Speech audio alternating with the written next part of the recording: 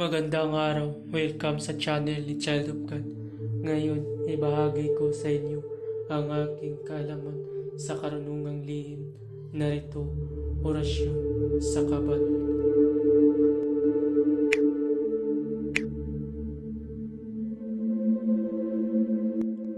Pamilin, mahalin at pagkaingatan ang bawat ibinabahagi ko sa YouTube channel na ito. Ang kapangyarihan na kapaloob dito ay lubang maywaga. Gamitin lamang sa kabutihan at pagganap ng kalooban ng Diyos. Maginhuwaran at laging isa puso't isip ang 7 layunin. Una, isabuhay ang 4 na gintong simulain, makadiyos, makabayan at makatao, makakalikasan. Pangalawa, isagawa ang pag-ibig sa Diyos, pananampalataya at pag-asa sa pamamagitan ng tiyaga. Pangatlo, isakatuparan ang kabutihan, katwiran, kalinisan, katotohanan, kadalisayan, kaliwanagan, at kababaan ng kalooban. Pangapat, ipagpalaganap ang pagkakaisa, pagmamahalan, pagtulong sa kapwa, pagmimisyon, paglilinis ng sarili at pagbabago na paunlad. Panglima, magkaroon ng paggalangan, pag-unawaan at pagmamahalan sa isa't isa bilang mga kapatid at kapwa-tao.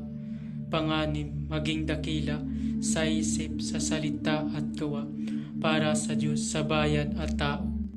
Pangpito, ipagpatibay ang kautusan ng Diyos, tumulong sa pagpapaunlad ng katauhan ng bawat kasapi ng samahan at tumupad sa dikain ng Diyos sa tao. Sa pamamagitan ng pagsunod sa mga layuning ito, ang isang naghahanap sa Diyos ay makakasumpong sa Kanya at hindi pagkakaitan ng Kanyang liwanag. Pamamaraan.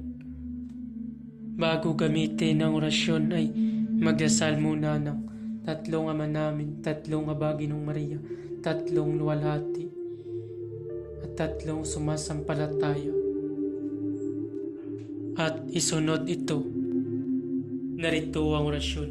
Hum tuam salvari hermet corpus aduram aduradam pu. Hum tuam salvari hermet corpus aduram aduradam pu. Bago umalis ng bahay, usalin ito ng 3 beses at iihip sa katawan kapag may nagtangka sa iyo na saksakin ka, hindi ka tatablan nito. Babala, ang lahat ng orasyon na aking ibinabahagi dito ay lubhang makapangyarihan. Gamitin lamang sa mabuti. Kung sino man ang gumamit sa masama ay mayroong bad karma. Maaari maghirap habang buhay hanggang kamatayan. Maraming salamat po.